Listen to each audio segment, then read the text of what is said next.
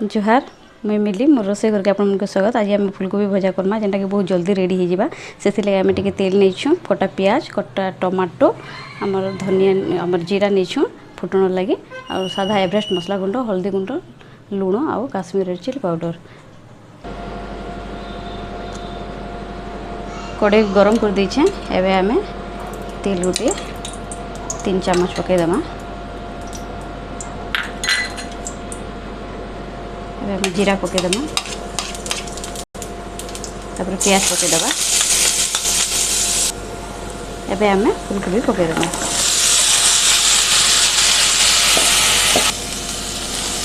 एबे आमे ताके पूरा सिम रे टिके भाजी थिमाए हाई फ्लेम करी जल्दी ये करदे ना पुड़ी जीवा से लगी सिम रे टिके भाजी दउथिमा।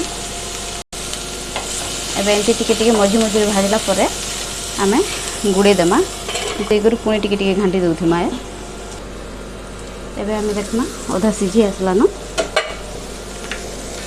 तापर एबे आमे हल्दी गुंड पके देबा मसला गुंड टिके पके देबा काश्मीर रेड चिली पाउडर पके देबा और आमे स्वाद अनुसार लुण पकेबा और टमाटो पके देबा।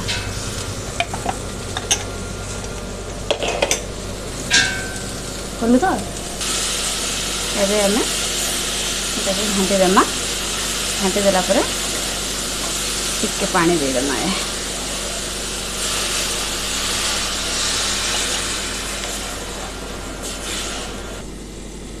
पाँच मिनट हो गला है। एबे देखो हमर भजा रेडी हो गला।